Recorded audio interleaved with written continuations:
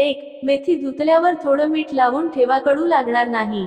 2. तांदूळ शिजवताना लिंबाचा रस घाला, भात पांढरा होतो.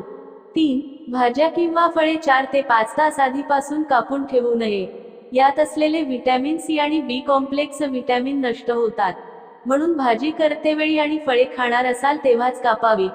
वेळेचा अभाव असल्यास फळे, भाज्या आधीच कापून ठेवायच्या असतील तर त्या फ्रीजमध्ये व्यवस्थित बंद करून ठेवा.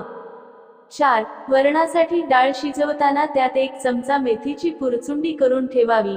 यामुळे वरण रुचकर होते आणि पचनासही हलके होते. 5. कोणत्याही गोड पदार्थात कणीभर मीठ घातल्यास छान चव लागते. 6.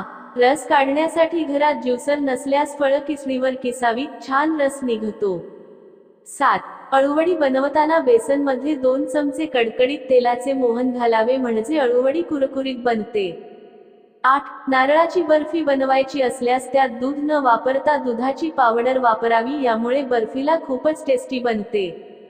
9. ग्रेव्हीवाली भाजी बनवायची असल्यास 2 चमचे बेसन भाजून त्यात घालावे, ग्रेव्ही दाटसर आणि चविष्ट बनते. 10. पोळ्या मऊ आणि लुसलुशीत बनाव्यात म्हणून कणिक मळताना 2 चमचे तेल घालून मळावे, पोळ्या मऊ आणि लुसलुशीत बनतात. 11. कटलेट बनवताना त्यात ब्रेडचा चुरा घालावा, कटलेट चविष्ट आणि कुरकुरीत होतात. 12. कढीपत्ता मध्ये भरपूर प्रमाणात कॅल्शियम असल्यामुळे भाजीत किंवा वाटणात, चटणी बनवताना कढीपत्त्याचा वापर करावा, म्हणजे तो खाल्ला जाईल. 13. पनीरची भाजी बनवताना पनीर तळण्याऐवजी थोडा वेळ गरम पाण्यात टाकून ठेवा, पनीर मऊ आणि स्पंजी होतात. 14. कडधान्य आणि डाळी लवकर शिजण्यासाठी त्यात 1 चमचा तेल घातल्यास लवकर शिजतात. 15. अद्रक लसूण पेस्ट तयार केल्यावर त्यात 1 चमचा तेल टाकून मिक्स करावे आणि फ्रीजमध्ये ठेवावे, यामुळे पेस्ट खूप दिवस टिकते. 16. कडधान्य आणि डाळी लवकर शिजण्यासाठी त्यात 1 चमचा तेल घातल्यास लवकर शिजतात. 17. इडली जर मऊ लुसलुशीत हवी असल्यास इडलीचे बॅटर बनवताना थोडा भात सुद्धा वाटून घ्यावा, इडल्या मऊ बनतात. 18. पनीरची भाजी बनवताना पनीर तळण्याऐवजी थोडा वेळ गरम पाण्यात टाकून ठेवा, पनीर मऊ आणि स्पंजी होतात. 19. कोणतेही पराठे बनवताना त्यात उकडलेला बटाटा घालावा, यामुळे पराठे छान चविष्ट बनतात.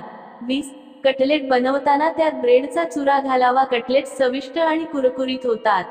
संपूर्ण व्हिडिओ पाहिल्याबद्दल तुमचे खूप खूप धन्यवाद. वरील टिप्स तुम्हाला उपयोगी वाटल्या असतील तर व्हिडिओला लाईक नक्की करा. त्यासोबत आपल्या फ्रेंड्स फॅमिली सोबत शेअर करा आणि अशाच नवनवीन माहितीसाठी आपल्या एकविरा किचन या चॅनलला सबस्क्राईब नक्की करा.